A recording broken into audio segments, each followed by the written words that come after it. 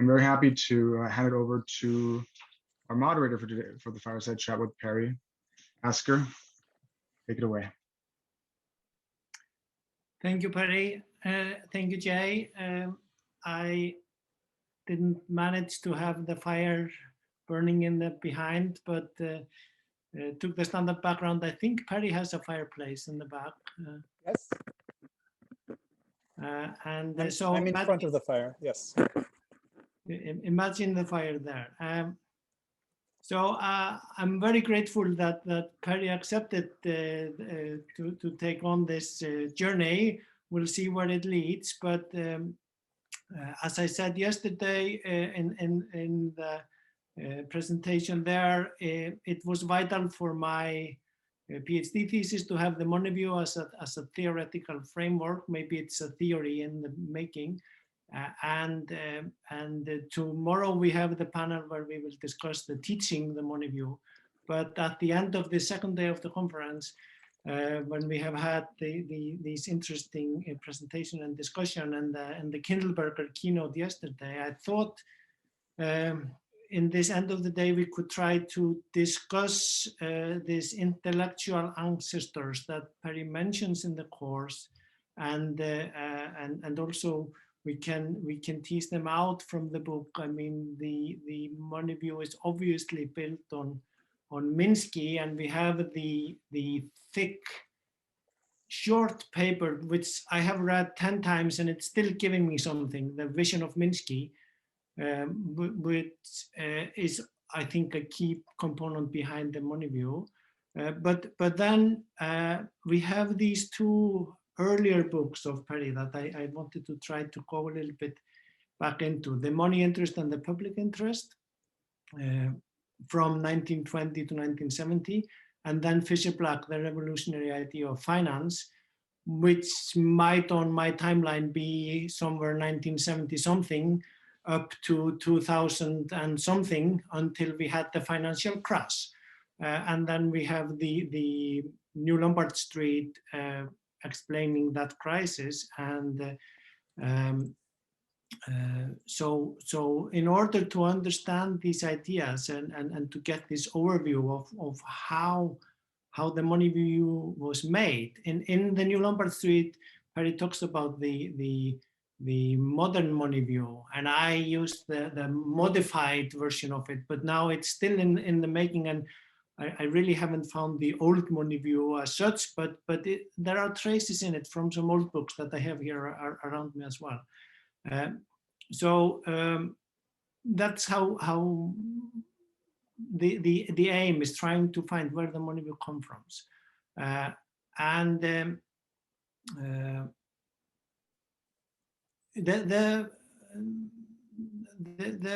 Let's start by just if I ask you in the beginning, Perry, the way you had into economics. I mean, you started studying social science, I know. So how did it come that you ended up in economics and ended up in economic history? We start from the earliest beginning of your studies, and then try to trace us back towards the books and end up in the Money View. So you want to talk about even before PhD? Yeah, I mean, why you selected economics well, as I think I mentioned yesterday I alluded yesterday that I sort of came of consciousness in the 70s. When I write these biographies, I always want to know what was happening in their life when they were 12 or 13. Because that's usually when people start to look around at the world for the first time and realize there's a large world. And so for me, that was 1972, which was not a very good time in the United States, and not a very good time for my family. So the stagflation of the 70s really was what Lee was mentioning. There's hardly anyone alive who remembers, well, I remember, I was there.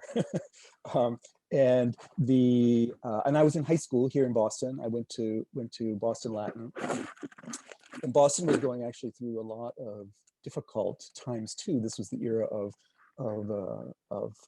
court mandated busing to try to integrate the schools, and there was a lot of violence. And so I went to Boston Latin, and I took the subway to school every day. I was very much a math and science person at that time. I was the captain of the math team, and I did well in the statewide science fairs and things like that. And so when I went to, but I didn't really, it was just easy, that's all. I mostly, and so when I went to college, then to cross the river at Harvard, I quite early identified that I wanted to major in this sort of rather interdisciplinary major they have there called social studies. And which was designed, by the way, by a bunch of sort of European emigres who were disgusted by American education, and they wanted something that was more like a European style gymnasium or something. I don't know the history of this program, but the key thing for my intellectual formation, I think, is the sophomore tutorial, where we read the great works of social theory in the original, starting with I think maybe Bloch on feudal society, but then Adam Smith, we read much of The Wealth of Nations and Capital Volume 1 of Marx and Weber, Durkheim, Freud, Levi-Strauss, I remember. So, so there was I think maybe this, now I realize how universities work. This is negotiated by an interdisciplinary committee, and so everyone got one, okay, or something like that. And you read these as a sophomore in a small group of like 7 or 8 with 2 tutors, as a matter of fact, or maybe it was 10 with 2 tutors. It's of course impossible to read these books when you're a sophomore. But they make you aware of. Harry, we've got some scratching sounds coming from your microphone. Oh, true. Okay, it's just rubbing my beard. I can move it. Okay, that'll solve the problem. It's good to solve it here early. Thank you, Alex. So that was made me aware that there's a thing called social theory. But I had this math background, as I say. And so when I was a junior, because I didn't come from any money, I had no safety net of any kind. I had to figure out how to support myself with grants and things like that, and win prizes and so forth. And I said, okay, I could do economics because I have this. It seemed to me that economics has lots of math in it, and it's social science. And so I decided to become an economist when I was a junior. And in my senior year, I took intermediate macro, intermediate micro, so I could take the GREs. And I also took an independent study with a professor in the economics department named Steve Margolin, in which my plan was, I might dig this up. My plan was to read the great foundational texts of economics, just as I had in social studies. So I made a list of them, okay? And I said, okay, how can we get through these and so forth? He thought that was too ambitious. And anyway, it was just an independent study in the second semester of my senior year, and I was writing my thesis then, which occupied me very much, on regional underdevelopment in Yugoslavia, as a matter of fact. Maybe you weren't aware of that. I actually took a year or two of Serbo-Croatian to learn that. So but I did not read that reading list, okay? What I did read was the general theory, okay? That was the one book that I got through, and I turned that into, and I wrote a paper for him. This concept of liquidity that was all through the general theory seemed to me a unifying concept for all of the different things. And so I wrote a paper about Keynes' concept of liquidity. And then I got out of there, and I did succeed in getting sufficient awards to continue on in my education. And so I went to the LSE then for 2 years, and I did a master's in econometrics and mathematical economics. My plan always was to get all the nasty bits out of the way in beginning, and then I could focus on the ideas. That was my plan from the very, very beginning. And I was going to do monetary economics from the very beginning, because I got bitten by the bug, with the general theory. And so that was where it all got started. And the reason I wanted to do monetary theory is because it seemed to me, when I was looking at these books, that this was a field that was the most close to social theory.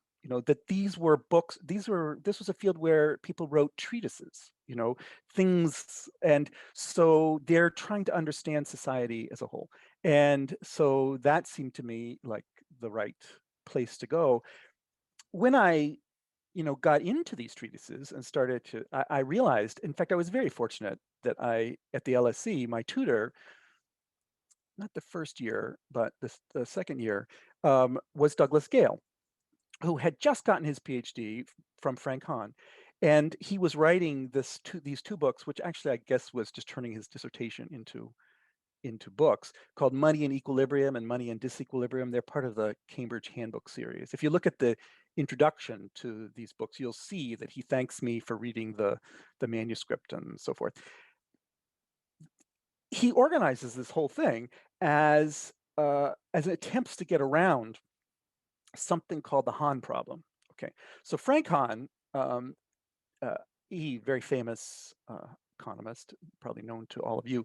He wrote a little paper once that became famous, pointing out, it was actually a critique of Patinkin, but it's more general, true of the Arrow-Debreu general equilibrium as well, that there's basically no place in general equilibrium theory for money. What, if you can have a sense of what that would mean to a 21-year-old, okay, who's learning economics, what that basically means is that monetary theory has no foundations.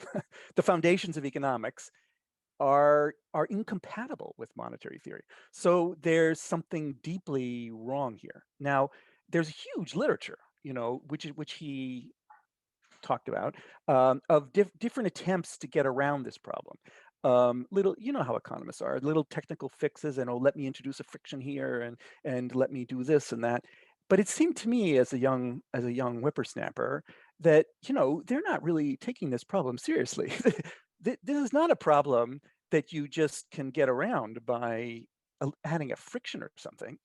This means that you need to find, it means that basically all the stuff we built on this general equilibrium platform is suspect, is dubious, and I'm not going to do it.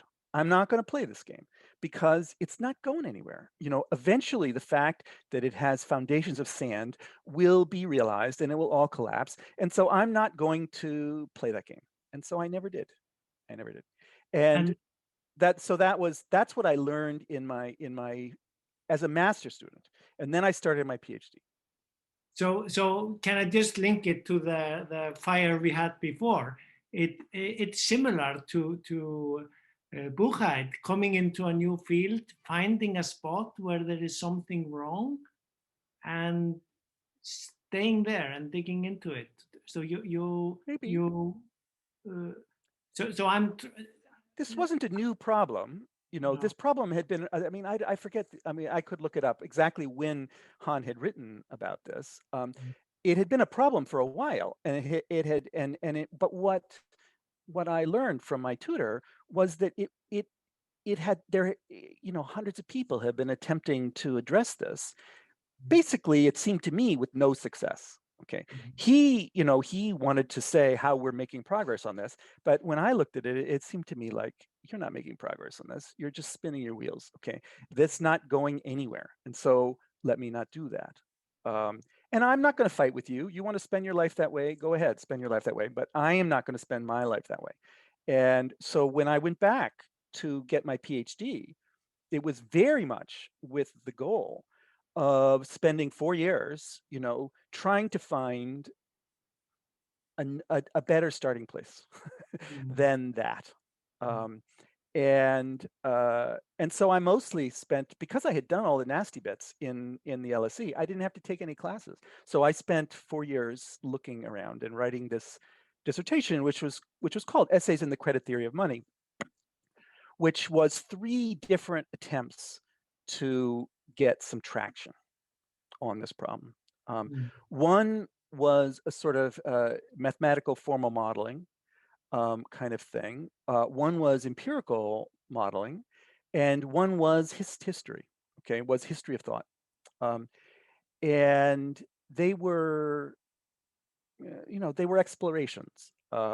credit theory of money, for those of you who don't know, this is the language of Schumpeter. Schumpeter distinguishes between monetary theories of credit in his history, his big book, which was a good guidepost for me, and it led me to MacLeod and lots of older literature, as a matter of fact, and charlatanism versus metalism, that's in Schumpeter. So there's a lot of good stuff in that history, and I followed it up.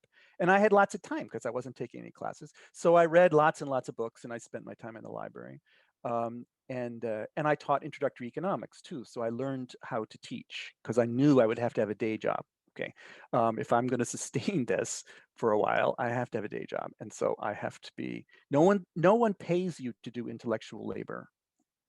If it looks like they're paying you to do intellectual labor, you're not paying attention. Okay, you're not paying attention. Just like if they're giving you trading for free, you don't realize you're not paying attention. You're the product, not the consumer. So I was going to be a teacher, and so that I did on the side. I don't think I never thought. I thought because that I would be in good shape because I had all this math and econometrics. I was like the best at that, but it just didn't help. That's why that's why I started to. It just didn't help. I realized that now I think I could do something with that because now I think I know what needs to be done. But tools with no conceptual framework, are very dangerous because you just use them to do what everyone else is doing. And so they may not be the right tools, or you may not be using them. I spent a lot of time in my early career writing highly mathematical papers or empirical papers, trying to address this problem. And when I came to the end, I looked at these papers and I realized I hadn't learned anything, but I thought I would get them published and I would get tenure. No, they were rejected. So really writing that first book that you mentioned was a desperation move. I had to write a book to get tenure, and I wrote that book in a year and a half, basically, so very fast. And it was Alan Young first. So I told you that I came to Harvard looking for foundations, a place to begin. Alan Young. Okay, when I found Alan Young, I said, now this guy, there's something about him. I think he knows what he's doing. How do I get a piece of that? That's what I wanted. Okay, so but just to confirm, I mean, the Money View started from general theory of Keynes. Yes, this idea of liquidity. Yeah, and then through the 3 PhDs, you ended up with Schumpeter, the history of economic thought. Yes, well, and many things I read, but yes, and that was a sort of guidebook to the history of monetary economics, because he's got all these chapters on the history of monetary economics. That's right. Exactly, and I'm going to skip. I went all the way to Aristotle when you talked about the classics, but I've never read Aristotle. He has some money there, but we'll take that later. But then we are coming to the first book, the one that got you tenure. We quickly passed through the PhD, but I'm going to stop on one classic reprints theory, forgotten books.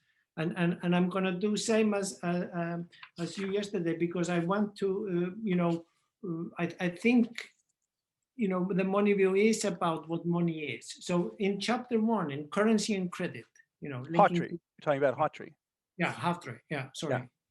Yeah. Money, it starts credit without money. Money is one of those concepts, which like a teaspoon or an umbrella, but unlike earthquake or buttercup, are definable primarily by the use or purpose of which they serve. The use or purpose of money is twofold. It provides a medium of exchange and measure of value. And then we discussed this yesterday, but is it coming from Schumpeter, Hawtrey, this currency and credit, that you go into the first book of the money interest and public interest, the monetary theory, or did you come from another side, or was it just the urgency of getting tenure? I mean, well,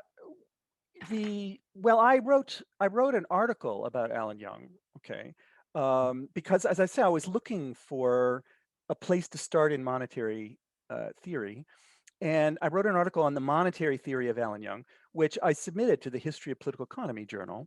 And I now know David Laidler was the referee for that, who's written these books on basically the British tradition of monetary theory.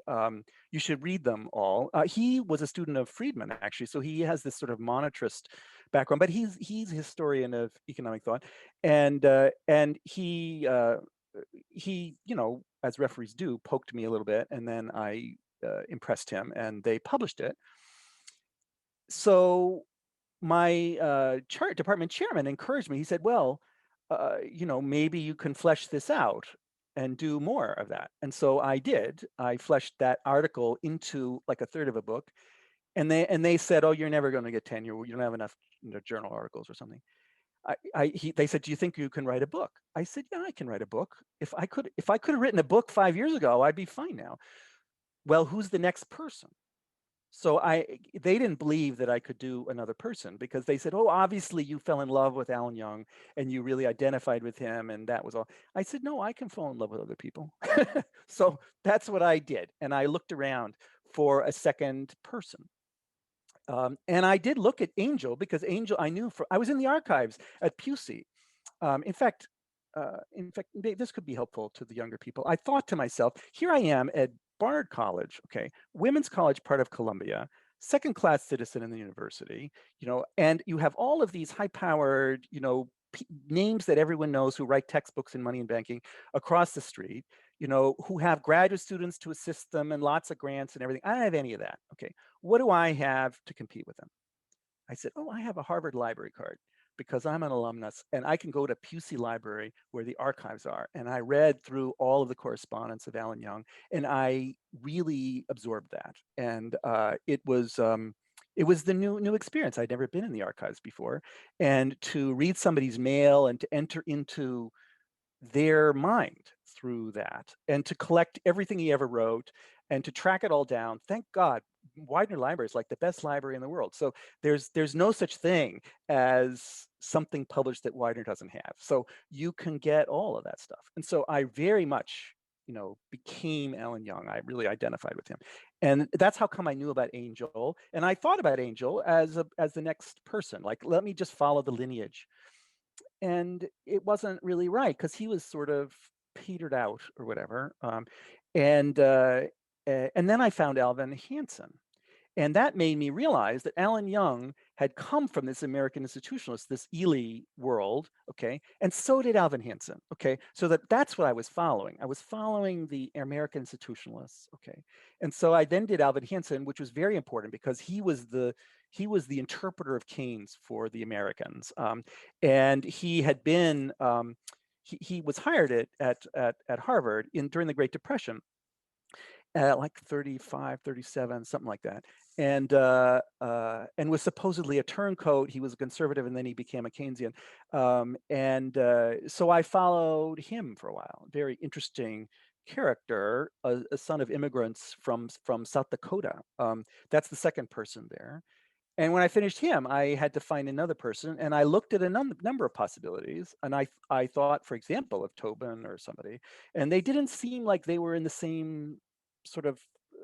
So I found Shaw, and when I found Shaw, I knew I had my person, and so I did Shaw, and then I put them all together and published that book and got tenure. That's it. But in the year that I was waiting, I was so angry at my department. I said, I want to teach money and banking. That's what I came here to teach. And you haven't let me teach this. You've made me teach intro macro, introductory, intermediate macro. If I'm going to get fired, I want to at least teach this class once before I leave. And so I started to teach a money and banking class. I remembered Hawtrey. Okay, you mentioned Hawtrey. That book, Currency and Credit, was the textbook that Alan Young used at Harvard, okay, when he taught in the 20s, okay? So that's how I found Hawtrey. And that, you remember how that book begins. It's the pure credit economy, right? He's talking about the pure credit economy, that it's all inside money, okay?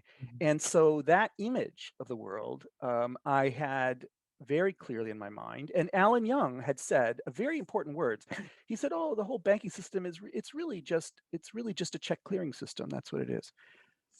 Just a check clearing system. I haven't heard that before. And Shaw talked about the 4 prices of money. Oh, I hadn't seen that anywhere before. So there were little bits and pieces like this, okay, that were floating around that I started to put together. The first textbook I used, well, I tried to have a textbook at the beginning, and Meyer Cohn had a textbook that I used for a while because he starts with the pure credit economy, and there was another textbook that soon went out of print, and the author told me I was the only one who ever used it. I should have gathered my thoughts before this. I can't remember at the moment. Maybe it'll come to me. He then left academia. He's now economist at Deutsche Bank. Maybe you know his anyway. So he was at Brown at the time. It's stupid that I can't remember this. Embarrassing. It was with Weisbrot. There were 2 authors. Weisbrot is the second author. Anyway, somebody can Google it. It was a money and banking textbook.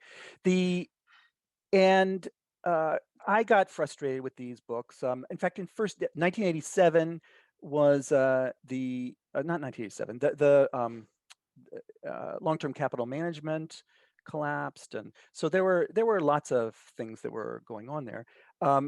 Anyway, I got tenure, and so then and almost immediately when I became tenure, my senior mentor decamped to the new school, and so I became department chair, and that was horrible. And everyone said, "Oh, no one will care if you don't write anything for the next 5 years, and you just spend your energy building the department."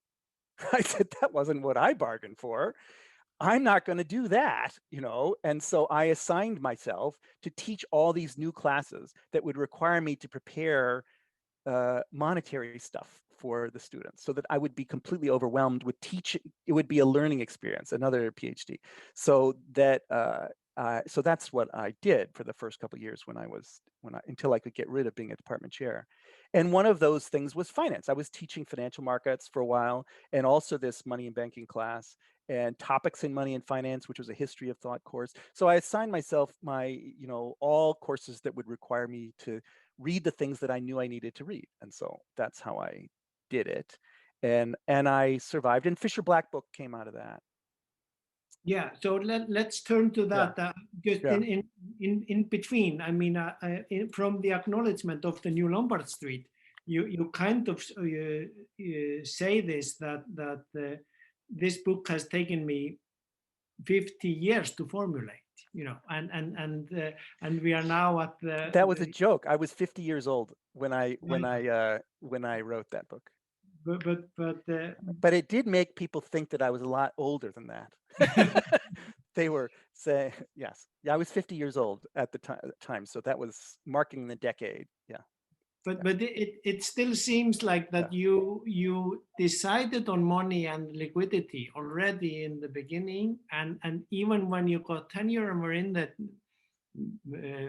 teaching position, you decided to teach the money to learn more about it, if I gather you correctly. And then if we move then now from the money over to the second book, I unfortunately lost the cover of it, Fisher Black and the Revolutionary Idea of Finance, coming out first 2005. But there I wanted to have one old book to connect to it. So Irving Fisher, The Nature of Capital and Income. This is an idea that I thought, linking money to the finance. We need to go from the balance sheet of the credit or the money and look at at not only the capital but also the income or the streams. And just in a similar manner as you, I wrote here on the first page, after recommendation from Perry Mehrling in August 2012. So we met in April 2012 when the YSF was started, but a few months later, I was struggling with my thesis, you pointed me to this book of Fisher, and because you mentioned also that you could love others, his dedication in Fisher is to William Graham Sumner, who first inspired me with a love for economic science. So that was just extra thing to bring in the love. But here I found a trace in chapter 7, looking for the traces of the Money View, just reading a short quote. In fact, every liability item in a balance sheet implies the existence of equal asset in some other balance sheet, or every debtor implies a creditor. Consequently, every negative term in one balance sheet is offset by corresponding positive term on another. And this, from Fisher, Irving Fisher, is echoed into Minsky and then echoed into the Money View, as I see it, or trying to trace it. Well, you have the wrong origin of it. It's actually Copeland. Okay, the 1952 Copeland created the money flow set of accounts. Okay, and it was that book that influenced Minsky. Okay, and it's an attempt to create a framework for macroeconomics that is not NEPA accounting, C plus I plus G. So, and you look in there, you'll see in the first chapter, he says, we don't want to, it's too aggregative, because for money stuff, it's about the distribution of assets and liabilities and C plus, and also we don't want to go MV equals PT. So he was saying a plague on both of your houses, the emerging Keynesian monetarist, and what we want is flow of funds accounting. So that's where that came from. And I knew all of that already, because he's an American institutionalist and was a teacher and a collaborator with some of my folks. So that comes out of the American institutionalist. Irving Fisher is where sort of general equilibrium theory comes from, and this notion that we can do economics in that way, and that we can paste on a quantity theory, that what monetary economics is a sort of MV equals PT thing pasted onto a general equilibrium for commodities. Okay, that's one of the places where that idea came from. Marshak, was another one. You may have seen the article I wrote about Irving Fisher. So when I tried to do finance, I had to learn Irving Fisher. And so I read everything that Irving Fisher wrote, all the big books. And then I wrote that little article that you've maybe seen, Love and Death, of Irving Fisher, which is an interpretation of him. A lot of other people have written biographies of him, so I didn't have to do that. I could just say, no, you don't understand this guy. And so that's what I did. But I already knew that the Hahn problem applied to him, that this strategy for doing monetary economics was not going to work. Okay, so I called that in the first book monetary Walrasianism, right? And it's Patinkin, and they come from Irving Fisher, the Patinkin, and then Tobin, Modigliani, all the famous names are in that vein. And they're good, Keynesians or whatever, but I didn't think they were that was going to have a future, that line, and so I wasn't going to work on it. But you have to know what they're doing. The important thing, why did I do finance? Okay, remember my first book goes up to 1970. Okay, and I definitely knew, like, the big thing that happens in 1970 is like the financial revolution, and so I need to wrap my arms around that, and I can't really carry this story forward as a story of monetary economics. Okay, there has to be finance in it, so I have to self-educate. I have to basically do a PhD in finance, and so that's why I wrote the Fisher Black book, was to self-educate, to follow in his footsteps. And I originally had planned to do another triptych. I thought about doing, to follow the story after 70. I thought, well, what if I did like a practitioner, a central banker? What I could do Volcker, Modigliani, and Fisher Black. I thought about that. And when I found Fisher Black, I said, oh, this is perfect. Okay, so I'll just forget about Volcker and Modigliani. So you'll see echoes. I did an interview with Volcker. I did things about these other folk, but the thing that became a large project was Fisher Black, because he was perfect. And so I learned modern finance from that. All the time I was teaching the MOOC. So these were parallel tracks.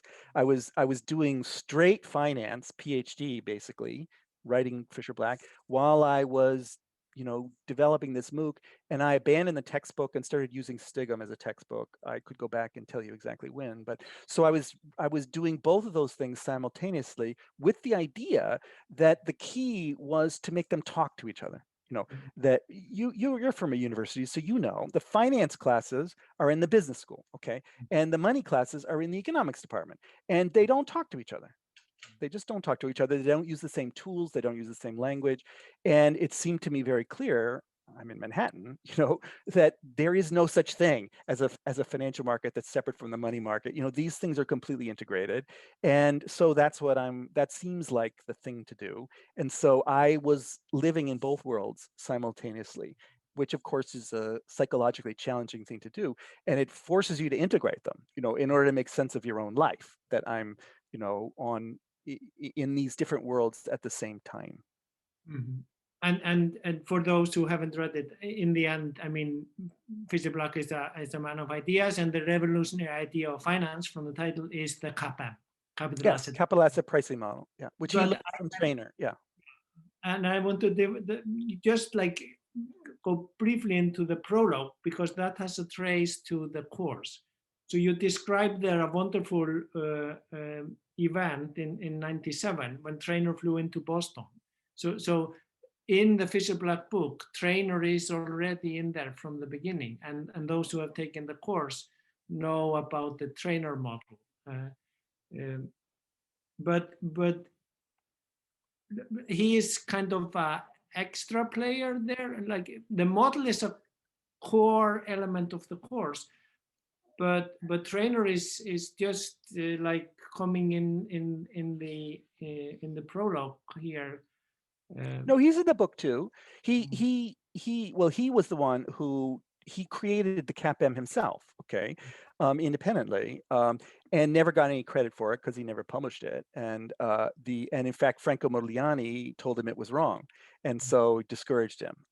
But he showed it to his friend Fisher Black, who was a consultant. He was a computer science guy actually at Arthur D. Little here in Cambridge. And Fisher got fascinated by it, okay, and continued to work on it, and that's when he started working on the option pricing problem. As a matter of fact, using CAPM as a pricing mechanism for options. I tell that story, but they were friends for the rest of their lives. If you remember that book. Trainer never got an academic job or anything, but he was a practitioner, and he was the editor of the Journal of Financial Analyst Journal, and so he was interacting with all of these practitioners. So the practical problems of finance, okay, and Fisher is more of an ideas guy in universities, and so he's rubbing up with these practitioners, and this model, the Trainer model, okay, is.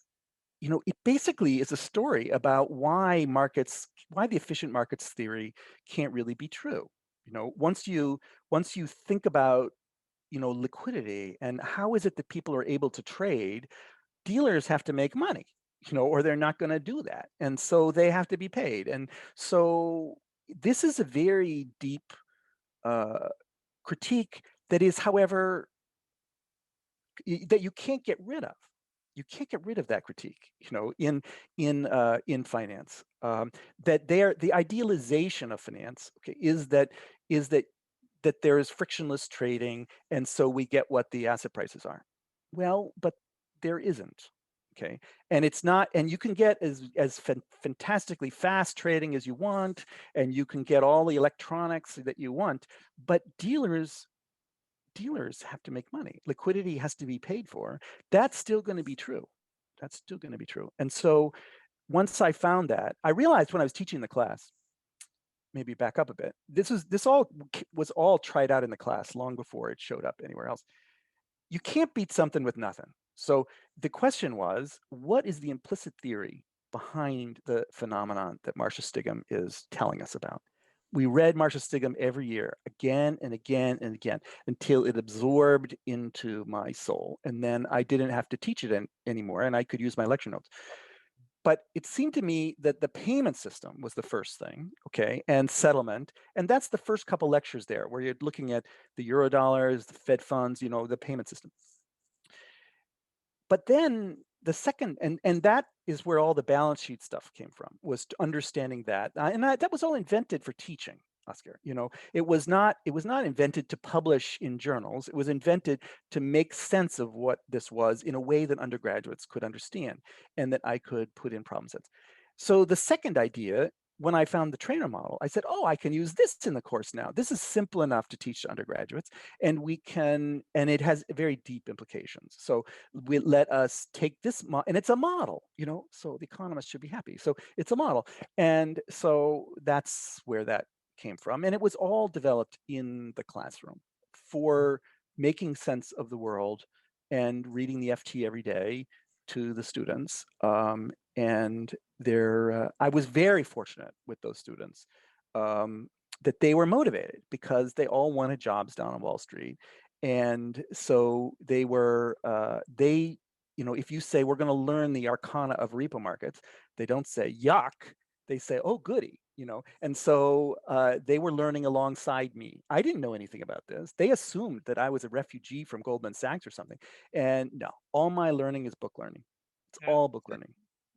So from this, I'm seeing, because I want to turn it now to a closure in the last 10 minutes, for me, Fisher Black or Minsky or these ancestors, they all had one foot in finance somehow. We're working in a bank also, or but I was struggled with this. But Perry is just in academia. But what you're describing now for me is that you had the students from Manhattan, and they gave you the reality link somehow, and then you read the yeah. So I needed informants. I definitely remember when I was starting the book, starting the course, trying to find out, well, how am I going to learn about this stuff? And I asked my economist colleagues, what do you read, in the financial press? Nobody read the financial press, so that wasn't helpful. So eventually I found my way to the Financial Times, and then I knew, oh, this is it. Okay, so I just need to continue to read this and learn how to read it, and then teach my students how to read it. So this is the best, or at least at the time, I don't know what it is now. It was just so much better than anything else that was available. And it was international. That was the key. The students always ask, why don't you assign the Wall Street Journal or the New York Times? I said, well, the New York Times is often wrong about financial stuff. And the Wall Street Journal is very parochial. It's really just America. So this is a global system. We need a global newspaper. The Financial Times is that paper. And of course, why is it that paper? Because London used to be the center of the universe, and so it had to have a global perspective, and it still has a global perspective, and it's a Eurodollars perspective, so it's what you need for understanding modern. And so I stopped reading The Economist. I read only things. It's very important for young students to tell them to not. There's a lot of noise in this world, okay? And if you can, it's much better to read something good that's really you're going to learn from, okay? And really read it, okay? As slow as it takes, as many times as it takes, rather than being, reading all this stuff and getting swept up in it, and it eventually, so developing taste is really key, because then you know what to ignore. And mostly now I'm on Twitter. I can afford to be on Twitter because I can ignore most of it. Okay, and I know what to ignore right away. Okay, and so I can pay attention to the things when a new little nugget of information comes along. Ooh, now we drill down. Let's understand, this thing. Let's understand but otherwise, just ignore it. It's a lot of fluff. People who don't understand what they're talking about, but are firmly convinced that they do. Because they have math, or somebody famous said this and I'm just mimicking them, or so this is the problem, particularly a problem in the world of finance, because it's people are making bets and money is at stake, so people are lying all the time. But the people who are really good at this business they can't afford to be fooled, so they can't afford to believe theories that are wrong. Academics can afford to believe theories that are wrong, and they can insist that their students learn them and mimic them back to them. But practitioners cannot do that, because they will be out of business. They will lose money. So you will find traders, they're very open-minded, maybe too open-minded. They're always looking for an edge, for something new. And so they're a very interesting crew, but I could never live like that. It's just too much adrenaline. And, you notice I write books. They take 7 years to write. Yeah. That's my personality. That's my personality. I like doing that. Yeah, and I want to come back to that in the end. I have one short quote about whether the Money View is a theoretical framework or a model, a balance sheet approach, a model. I'm quoting for a paper you wrote with Alan Kierman and Axel Leyenhovet and several others on the GSGE modeling. And the quote is, any meaningful model of the macroeconomy must analyze not only the characteristics of the individuals, but also the structure of their interactions.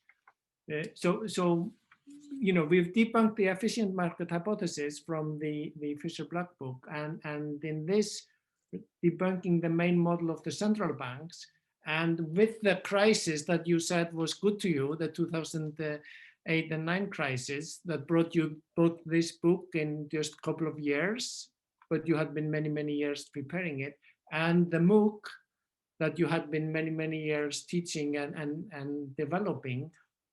So now you've been 3 years at Boston, 30 years in Manhattan, and now you are 3 years in the new position in Boston, and you're almost done with the Kindleberger book that you presented yesterday.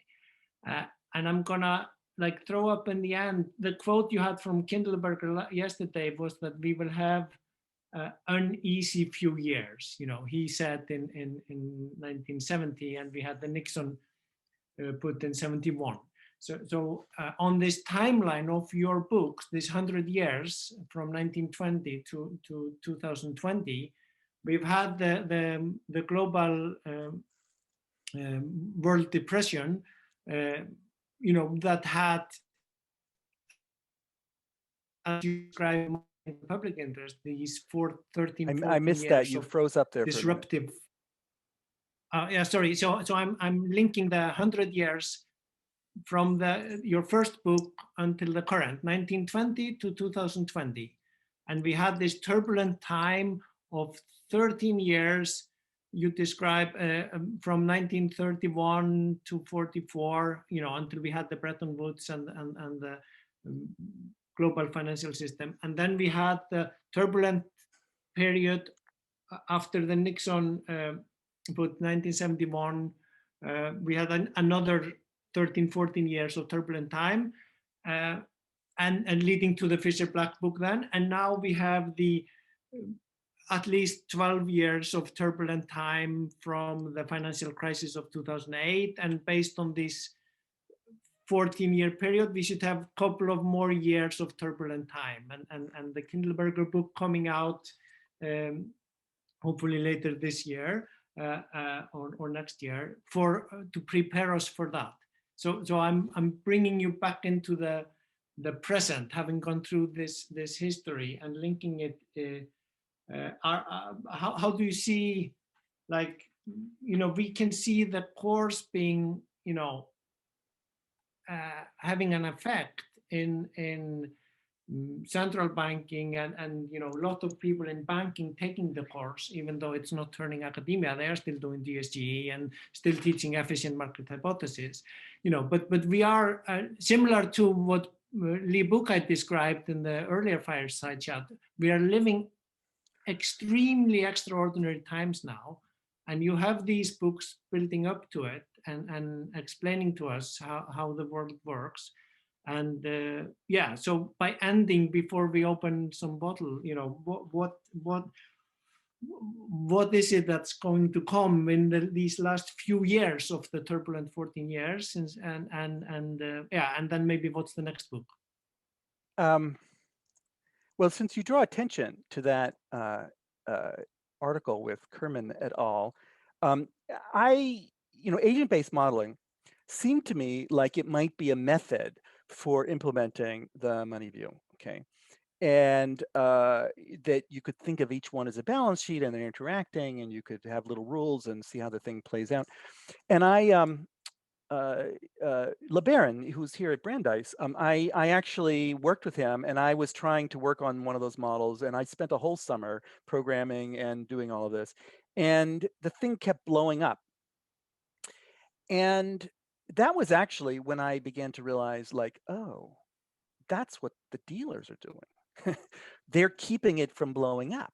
Okay. So then I realized I need to really build out this dealer function thing. You know, what is the date of that Kerman article? That's, I don't know. It's a long time ago. Okay. And it was before the MOOC. Okay. And so I thought that I might, again, remember, I'm really very well technically trained. So I program computers, I can do math, but it just never, again, it didn't really help me. It didn't really help me. And so I did the MOOC instead.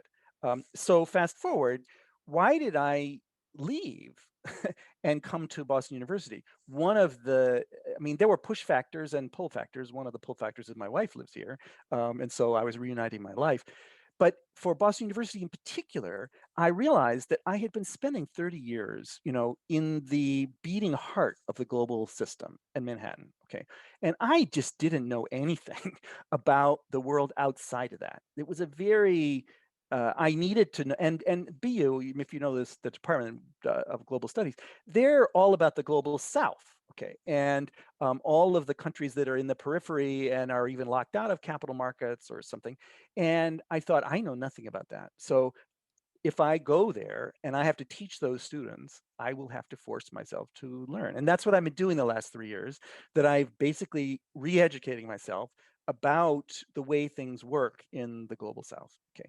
Which I don't think I've really written anything about that. I wrote a few things about China, but in general about Brazil and Argentina and the problems of Ethiopia and so forth. So extending the money view to those countries so that we can understand that.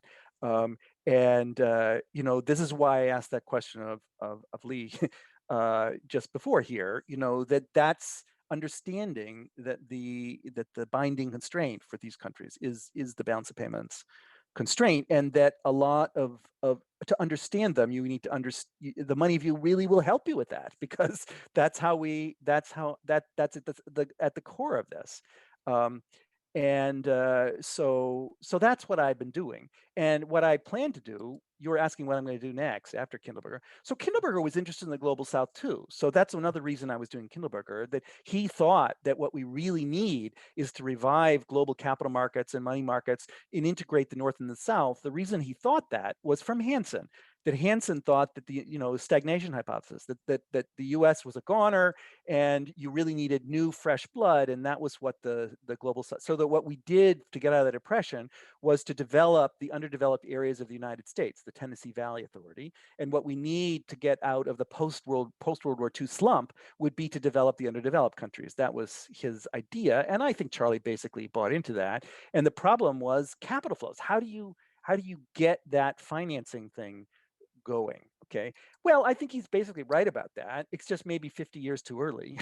And so that's what we're doing now. I mean, that has been, if you think about that 50 years, that's what it's about. So what I want to do after Kindleberger, it seems to me time to revisit the money view.